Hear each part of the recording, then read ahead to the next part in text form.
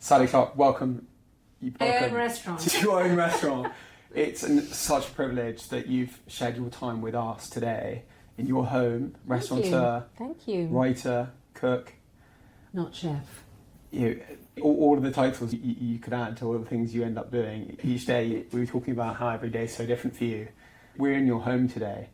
How would you describe your wonderful restaurant? Family business, very much. The staff that I work with, I treat as brothers and sisters, I hope. And to a certain degree, our customers too. And over 41 years, we've met quite a few. And in fact, I think it's probably fair to say that we're serving the grandchildren of some of our original customers. So it has got a very familiar feel to it. And this restaurant in Notting Hill, London, is iconic to so many and a real institution. How would you describe it to people who haven't been here yet? Unique. We're not part of a chain. There are a lot of things that we do here, Clarke's style or Clarke's taste, that you couldn't find anywhere else. I think our style of hospitality is similar but different to other restaurateurs in our realm. The style of food started off being probably Provençal / California. A lot of char grilling, lots of beautiful salads, lots of roasted vegetables. But that was 40 years ago. I think over the years we've evolved, and now I definitely think we have more of an Italian vein to our menus, but with a grounding of France, maybe a little Spanish, but with the focus on sourcing our ingredients from Britain whenever we can. Obviously, at this time of year, in the winter months, it's not all that easy, but certainly spring, summer, early autumn, we're buying almost 100% of our ingredients from Britain. And it must be exposing, in some senses, having your own restaurant, in that so much of it, all these details are a reflection of you. But in many ways, that's exciting because all those expressions offer so many opportunities. Can you relate to that? Yes, I can, although that also puts an awful lot of pressure on me as well. There is, I think, a lot of pressure on me personally because some people expect to see me all the time, which is very nice, very flattering, but the place works perfectly well without me. Yeah. And over recent years, I've certainly started to take more and more time off, and I drift in at 9:30 instead of 7:30 in the morning and leave at just as dinner's starting to roll rather than staying until the kitchen porters are leaving as well. But it is a personal business and it is my baby. And I think it's important to me to meet and greet guests coming through the door and to, as importantly, to say goodbye to them when they leave as well. So I think I'm still needed a little bit. Yeah. And you celebrated your 40th anniversary. 41st actually, last December. 41st? Yes. In that time, the world has changed so much. Hasn't it? For you, do you like tweaking all these small things about the restaurant? Every day. Every day. Give us an idea, because there are a number of things you're having to think about. So many things, from the cutlery to the sound. The paint supply has changed and you can't replace the paint colour. All of these things. Yeah, this we call the garden room, and we created this about 10 years ago when our shop, which was next door to the restaurant originally, was moved over the road. And this is another beautiful Pharaoh and Ball paint colour, but it's just one tone different to the main dining room, because we felt that we wanted to make this room just a little bit more, not clubby, but a little bit more enveloping, perhaps. We've got Lucian Freud etchings on the wall, and some people call it the garden room because we've got a view of our flat roof. And we've just moved on to the most beautiful china for our tables from Ginori in Florence, and it's just, after 40 years, I think we've probably changed our crockery 3 times. And this is just the sort of final refinement, I think. So we're now where we should be. There must be a few people whose judgment and things that they notice that they see you really look for. Yeah, those are the most important people to me. And it's interesting, just 3 or 4 people in the last week have noticed that we've changed the plates. It's not to say that others aren't observant, but I think there are certain people in the world that catch on to those sort of finer details, and it's very flattering that they notice. Yeah. And give us an idea of the kind of hidden joy of having your own restaurant amongst all these. I don't think there's any hidden joy, there's hidden pain. Huge amount of pain. I've always said that my customers are my greatest thrill and my greatest aggravation, depending on who they are. Yeah. And same with my staff. Staff can be a joy, but then once in 10 or 5 or 8 years, there might be one that drives you to distraction. But there are very few customers that upset us. We can spot someone walking across the street heading for our front door. Paul, my restaurant manager, who's been with me about 35 years, and I will spy them, and we know that they've either had an argument in the car on the way here or something dreadful's happening, and they're just not wanting to have a good time. But it's our job to make sure that we change that attitude and that feeling, and we need to make sure that they leave with a spring in their step, happy as Larry. That must pay back for you in so many unusual ways. Friendships, memories, Yes. people sharing such personal things with you. Tell us about We've got couples who had their last dinner before their first baby was born, for example. They had dinner here and they went straight to the hospital. Or we've had beautiful lunches celebrating favourite customers' lives and almost wakes here. And people do feel very attached to what we have become and part of their lives, part of their family history, and it's very, I hate the word humbling, but it is really in a way. Somewhat, we were talking about this being a home for you earlier, but for many people it's a sort of spiritual home in one sense or another, sharing these special moments, meeting these people that end up changing their lives. Yes. It's hard to capture how food brings us together and what it does for people. The table does. It could be a platter of cheese and a hunk of bread and a glass of wine. It doesn't have to be a fully blown menu, but it's the embracing of the table and the conversations that can happen around that table. It's the art of hospitality. It's not necessarily the food itself, although that can be a very important part of it, but it could be a bowl of fruit, it could be the simplest thing, or it could be a 5-course menu. But it's the coming together around the table and the breaking of bread, whatever it is, that is so important. I watched a video in preparation for this interview of a man talking about the wonderful restaurant in California that you worked in. Chez Panisse, the best restaurant in the world. Everybody has to go there. And really movingly, clearly was a man who loved his food, and he was talking with Alice about how at the end of the meal they were given 3 dates. Yeah. And it just changed his whole world. Yeah, because they were the most perfect dates. They were smacking of the season. They were perfectly ripe. They were served in the most, I don't know this video, but I've eaten enough dates at Chez Panisse to fill a book. Yeah. In the most beautiful copper dish with perhaps a grape leaf underneath it. But those fruits are chosen specifically for that meal, not just that season, for that particular meal, for that particular day, for that weather. And that's what I tried desperately to do with our menus. I have Alice sitting on my shoulder every day, Alice Waters, who founded Chez Panisse over 50 years ago now. Yeah. And she's still very much a presence there. She's in her early 80s.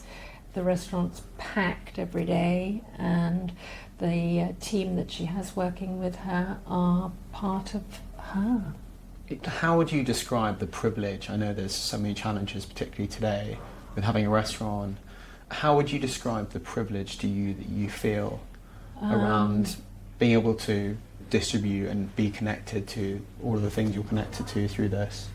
I think it's the art of hospitality. It is a very giving thing, and I think that is a privilege to be able to present, for me, a perfectly balanced menu, and to serve it in the way that we do here. You were asking before about how we differ perhaps from our other restaurants, but I think the Clarke style of service is that we do look at each table as an individual. It could be a man meeting his future mother-in-law for the first time. It could be a business meeting. It could be friends who haven't seen each other for years and years, but each table needs to be addressed by the waiter in a slightly different way.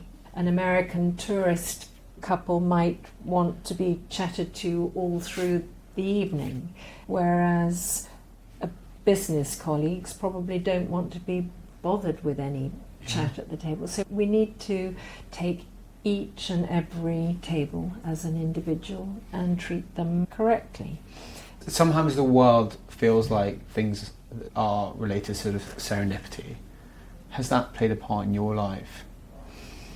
Yes, I think it probably has. I loved cooking at school, but I failed my cookery O-level, I think. But I also loved music, and I think I could have equally have enjoyed a career either singing or in music in some form. But when I was 12 and a half, I was desperately keen to earn money for a horse riding holiday, and my mother suggested that I went to work for an outside catering company that she knew very well. And it was through that I was introduced to cooking on a big scale. And from there, after school, I went to cooking school.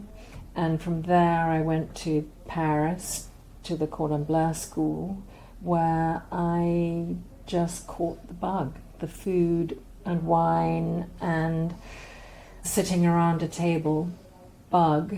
And I think probably my life could have gone in 5 different directions, but to go down the restaurant route, I think stemmed from each little step of the way from there. Yeah, interesting how, because I think for young people, there's an amazing quote which is, things only make sense looking back, the dots all join up only when you look back at them.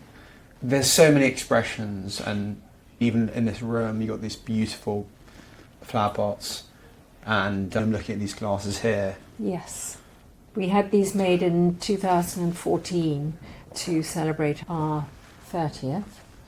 And Alice Waters happened to be in London around the same time, and I decided to do a charity event to raise money for her Edibles Schoolyard Foundation. And we had these glasses made for her in the same style that they have at Chez Panisse.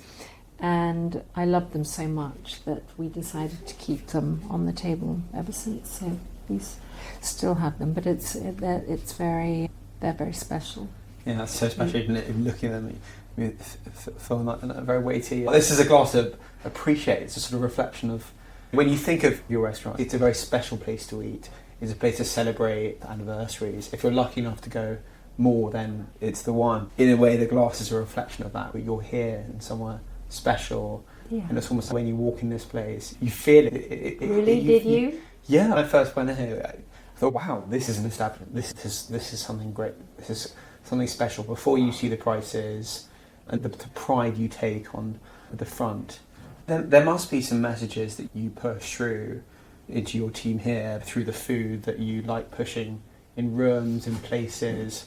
What are the messages you like to push on people? I think it's important to say that we're not necessarily a special occasion restaurant. I hope that we haven't become that. I think in the very old days, you might not remember because you're too young, but we had a set menu in the evenings with no choice for the first 20, 25 years. And I felt at the tail end of that we had become a bit of a special occasion restaurant, and people would book months in advance to come to us. And the reason why I stopped the set menu in the evening was mainly to encourage people to come just if they were walking by, or if they just happened to be in the area and phoned us up at the last minute. And I felt that I wanted the restaurant to go back to a sort of, not casual, but at least somewhere that people felt comfortable just coming in to have 1 or 2 courses and a glass of wine, and not having to feel that they needed to make a huge thing of it. They could pop in at 6 o'clock and be gone by 7:30, rather than make a big thing of it. And I think in a way that's where we are now. We have a lot of regular customers who, some of them come once or twice a week, who might live locally. But I also call regular customers those who are living in California or Australia or the Middle East, who come whenever they're in London. They're still regulars to us because we know them and they love us. It's part of their sort of London list, if you will. It must be quite unusual when you meet people you feel a nice connection with, in that sometimes you want to understand so much about them and kind of who they are, and if any way stay connected, as it were. And some people you end up forming that friendship, and others they'll walk out the door, you might not see them again for a very long time. What's that like? That's, in some ways it's transient. Well, it is true. Some of our customers we've known for so long now that they have become part of the family. And in fact, the last book I wrote, and it will be my last, my 4th book, is a sort of a collation of ex-customers, present customers, ex-staff, present staff, suppliers, people in the hospitality industry, and I've woven in their stories, as it were. And I know my staff like to call familiar customers by their first names. I tend not to approve of that. I like to call them by their title. But I think my team, most of the managers have been with me 10, 20 years or more. They feel very familiar with so many of them, and I think it's very nice for both sides, actually. There's so many parts of your world that are fascinating in so many ways, the supply chain and the operations, the team, what's going on in their lives. Do you feel like one of those or another world, as it were, doesn't get enough of the light and is so fascinating? I think suppliers are definitely getting more and more known within our industry. When I opened it in '84, it was very unusual to write on the menu the name of the farm that the apples came from, or the venison, or whatever it was. I don't even think that the country of origin was often used. But I think that's something I learnt from Alice Waters and from my 4 to 5 years in California, that it is important to make a statement and to celebrate the farmers and the fishermen or whoever it is. And we still do to this day. Even my 97-year-old mother, who picks herbs at the weekend for us for the following week, I still write Sheila's rosemary on the menu with the veal because it's come from her garden. I think it's important to celebrate that. Of the countless things you do each day, are there some particular things that bring you, from the outside, maybe unexpected joy? It's seeing someone walk in and then maybe seeing how their facial expressions change when they walk out, or someone's reaction to something. It embarrasses me sometimes when people come through the door and I'm taking their coat, which is one of my favourite jobs, or taking them to the table, and then they say, Are you the Sally Clarke? Yeah. It's not that big a deal, it really isn't, but to them it somehow is. But one of my greatest joys of the day is writing the menus, really. We change the menu every lunch, every dinner is different. It might be very similar within the week or within the season, but the rosemary might be on the veal chop for lunch today, but we might have the rosemary on something else tonight, or the blood oranges might be in a salad for lunch, but they might be roasted with something in the evening for the main course. So every menu can change, and my joy, I think, is getting the balance of the sound of the menu, the length of the lines, this sound, the way that the words work together, and I think that's one of my favourite jobs. Thank you so much for sharing because that piece of paper that the customer has delivered as soon as they sit down is such an important document. Yeah. It sets, yes, the smile at the door and the greeting and how lovely to see you and what's your name and how many are you and all that sort of thing is one thing, but once they're seated and they're presented with the wine list and the cocktail list and the menu, that's setting the scene for their evening, their lunch. Thank you so much for sharing that, and that's such a amazing, revealing insight into real joy for you that you get every day. It's not only just me sitting at a computer and doing it, it's talking to the chefs, talking to the pastry cook and finding out what the suppliers have been delivering and looking at the turbot when it arrives, thinking, wow, where's that from? Is it Scotland or is it Cornwall today? And it is an important part of setting the stage for me. Because from the outside, it's hard, and I don't blame people and I don't blame myself for not fully understanding and appreciating all those details, but these are the details that it's your profession. Even the paper type matters hugely for you. And yes, we all use of these paper things. that's made from algae dredged from the Venetian lagoon. I should probably write that on the menu too, actually. Yeah. But our wonderful designer, Simon Rendell, had sourced this fabulous paper for us many years ago, and we're still using it now. That's so fascinating.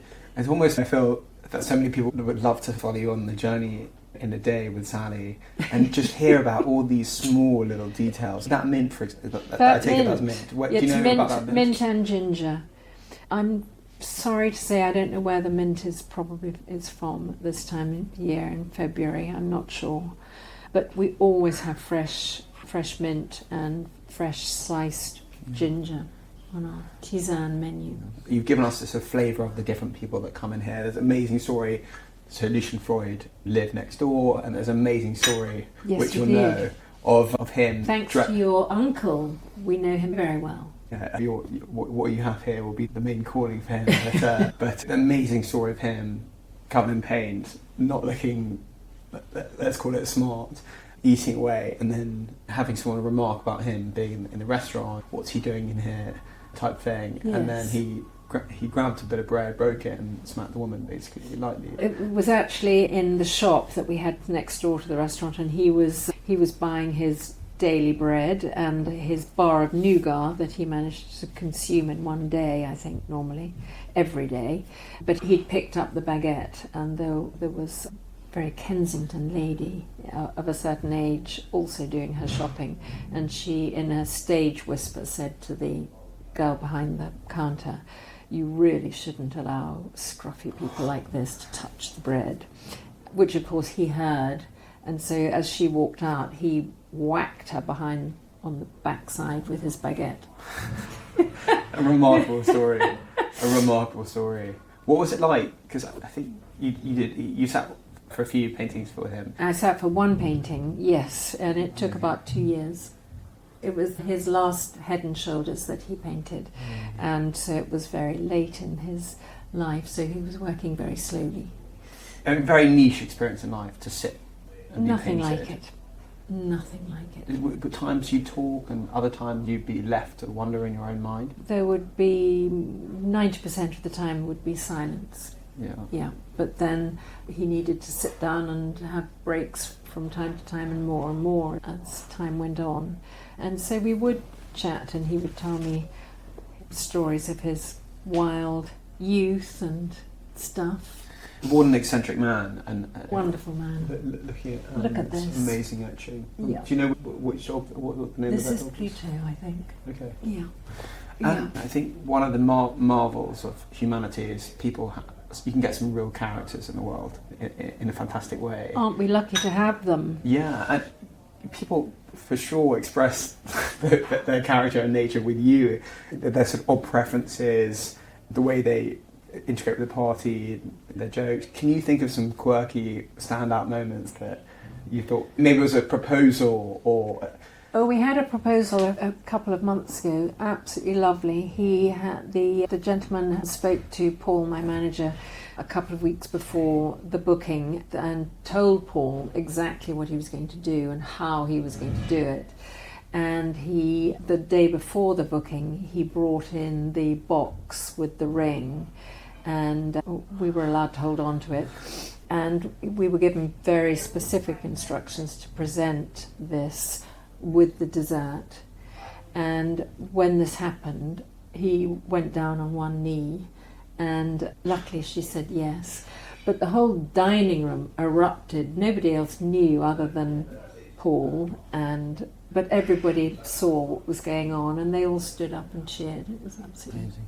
Gorgeous. And this will be a tale amongst thousands. Yes. Yeah, because they'll all tell their friends and their friends will pass. Yes, it will. You know those little moments that lift your day? A smile, the sun coming out, or a piece of chocolate? Audrey's Chocolates have been handcrafting chocolate for over 70 years. Chocolate to die for. It comes in beautiful boxes that make for the perfect gift. Or bars of chocolate that feed daily joy. Discover your moment of joy by visiting audreyschocolates.co.uk and treat yourself to 10% off using the code TheCollective10. Are there some... Can you think of other stories that are quite we wacky? had one gentleman who came in just a few weeks ago, actually, and he said to the manager on duty, "I'm really sorry, I've had my phone and my credit card stolen. Would you mind if I came in and had lunch?" And as we knew him, he'd been to us at least 2 or 3 times before, we said, "Of course, that's no problem at all." And the manager did double check with me and I said, "Yes, if you recognise him, if you know him." And apparently he'd ordered lovely things off the menu and lovely wines in the past, so there was no problem. Anyway, we are still waiting to this day for him to come back with the payment, so we've lost out on that one. And I think in the very early days it was a young couple of chaps who came in for dinner, drank an awful lot, had a lovely time, but clearly one thought the other was paying and they both walked out, so we never recouped that. It does happen from time to time. Yeah, and people are talking about a lot right now, and what one often gets is various things, remarking about political tension, which there's always going to be remarks around that, whatever year it is, whatever season it is. Yeah. It feels to me like humanity has this huge privilege of having probably the access to the best food that we've ever had at any point in history. Yeah, do you think and that's safest true? food. Yeah. Yes. Should we not be celebrating that more? Yeah, we should, of course. But I do feel that we in the Western world eat way too much. There's way too much waste. I love it when people say, "I'm really sorry, I can't eat all this, please may I take it home?" And if it's half a veal chop or whatever it might be, it'll make a perfect sandwich for the following day. But I think we are incredibly, incredibly lucky to have the food that we do. But but the waste is unforgivable. And fortunately, there are structures now that are improving, and organisations like the Feeders Project to support. Yes, we've supported them for a long, long time, and it's a wonderful thing to be involved in. Yeah. We're now going to move to the quick fire question. Someone is sad. What do you make them, food-wise? Something comforting, a bowl of soup, a stew. Depends what the time of year is. If it's, I suppose it's easier to do it in the autumn, winter, early spring months when you just give them something, a big bowl of something warm and nourishing. Most important, so important. But also, it costs nothing to smile. Serve it with a smile. Yeah. There are times when people get unusual kindness from strangers, and have you seen that? And has food been an example of that? I remember in our first year, actually, a regular customer lost her husband of 50 years or something, and she came in very bravely by herself, because she'd always would eat with him, obviously, and my manageress at the time sat down with her and joined her in her meal to give her comfort and to give her company, and yeah, I think that was a courageous and lovely thing to do. So unboring eggs. Unboring. If someone says to you they have eggs every day for breakfast, yeah, you know, I've got a good egg story. We sell cackle bean eggs in the shop, and we use them often in the restaurant. And I had Alice Waters stay with me last year, actually. She was invited to a dinner with the King, and she came over for a few days, and her assistant said, could Alice stay with you for a few days? And I said, yes, no problem. Turned out to be 10 days, so I had 10 days of Alice Waters staying in my house. But every morning she has an egg, and she couldn't get over how beautiful these eggs were. And she still texts me now and say, I still remember those cackle bean eggs. But every day I felt I had to do something different for her. And I did. That reminds me, someone has remarked about your chicken pies and how they're not available enough. They aren't available enough, yes, they're quite right. But they are becoming more available now because we've got a system going. We're now producing them in our restaurant kitchen. But time is short and space is short. It's dependent on when the kitchen chefs can produce them. We've got a system going, and I think as of this week we're doing at least 10 or 15 or 16 per week, so we can make a lot of people happy. Yeah. But they are the best. They are without a doubt the best. The demands of being popular. Yeah. Oh yes, yes. But it's the time it takes to make them, because we don't buy chicken legs and throw them in the oven to roast. We use whole chickens that are rubbed with olive oil and herbs, salt, pepper. Then they're roasted, then they're cooled, then they're taken off the bone. Then we make stock with the carcasses. Then we slice leeks by hand. Then we slice mushrooms by hand. Then we make a velouté sauce with the stock. Then we chill it all down, and then we take the pastry, and then we have to egg wash it, and then we sprinkle the thyme on the top and the sea salt. Don't give away secrets. I think a lot of people know the secret. It's quicker and easier to come into the shop and buy one. And also, knowledge is one thing, execution is another. And we're speaking to the queen of execution. Speaking of execution, you're allowed to make one pasta dish. Oh, I thought you were going to say, who would I want to execute? And I think that's a very obvious answer. Oh, we can put that in. No, I couldn't possibly. We don't talk politics at the table. No, indeed. But you know who I mean. Who should not be named. Anyway, move on. Moving swiftly down the pasta aisle. Down the pasta aisle, into you're allowed to only serve one pasta dish. One pasta dish. In this restaurant, what would it be? The one we've got on at the moment, which is with Cornish crab and chilli and a tiny bit of wild garlic leaf. And yum. What could be better? Lini, probably hand rolled, that they do every day. Either tagliolini or tagliatelle, they hand roll every day. Lots of egg yolks in that, by the way. Do you have a most moving memory with food? Probably got many. Maybe cooking with my son during COVID. That was pretty joyful. Weren't we lucky to have such sunny weather? All the doors were open, all the windows were open. I've still got the menus that we wrote together. Every lunch, every dinner was a different menu.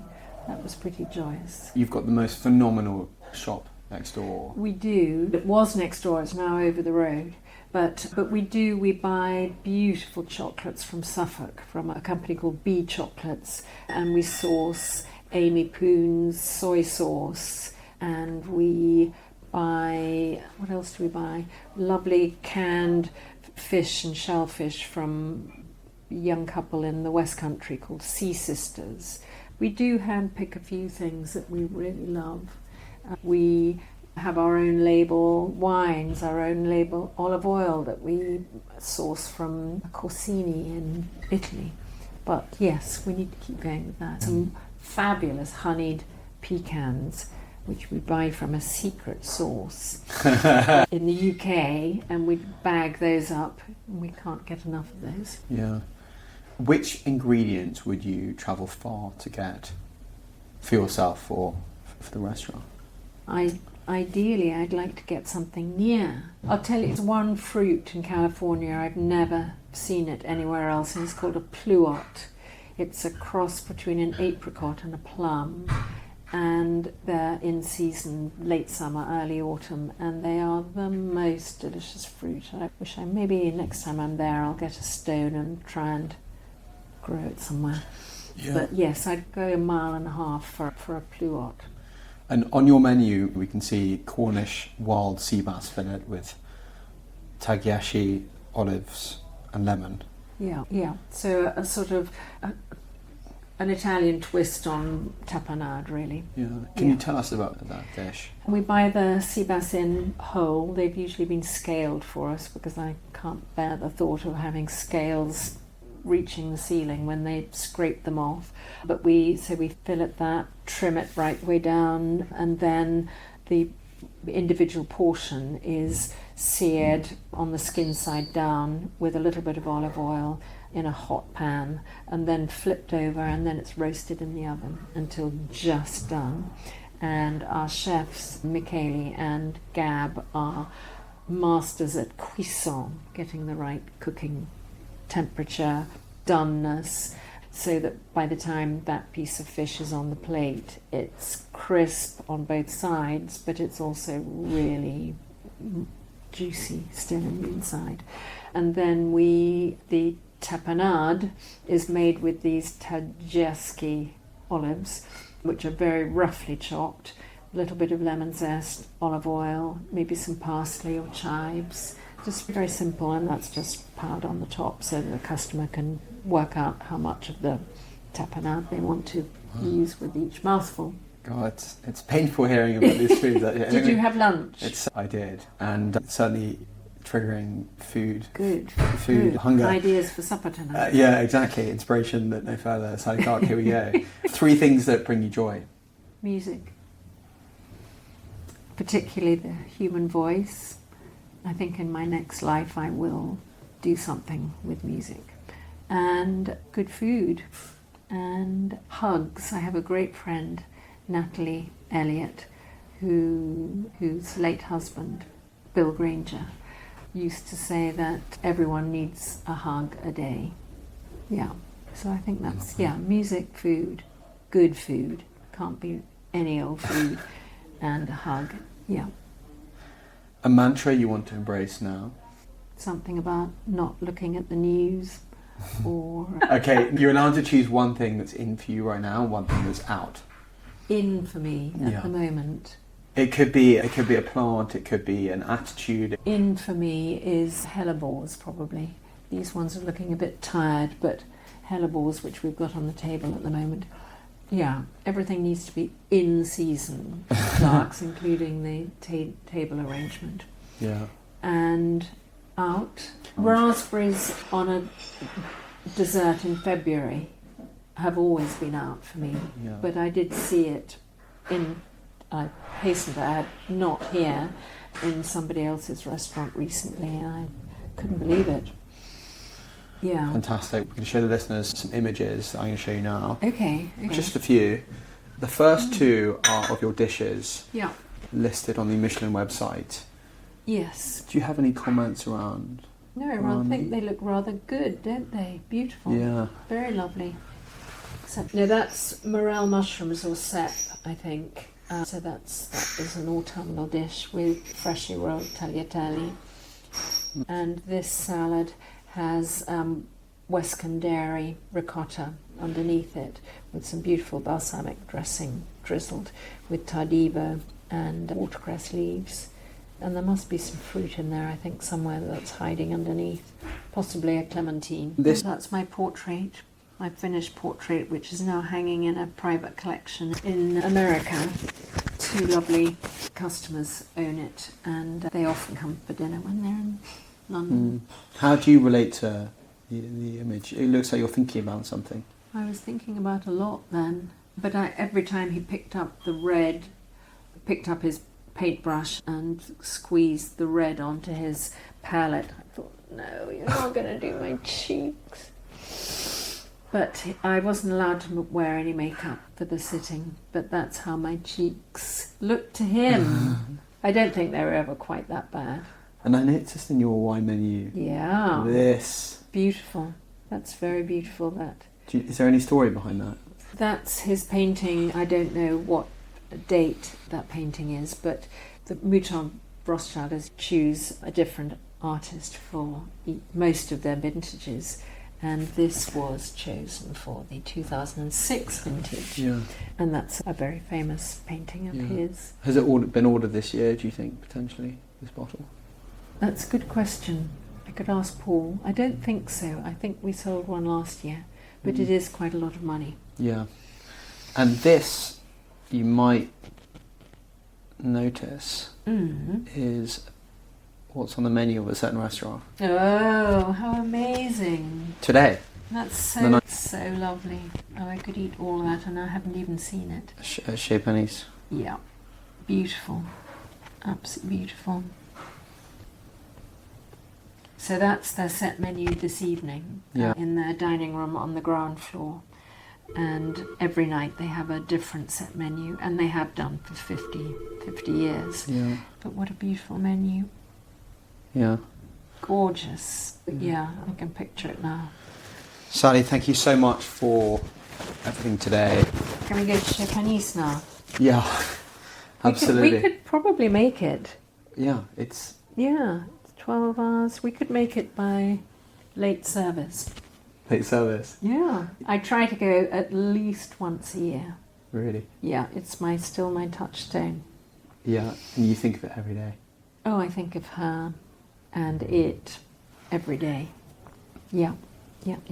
Thank you so much. Pleasure. It's been a real pleasure. Pleasure.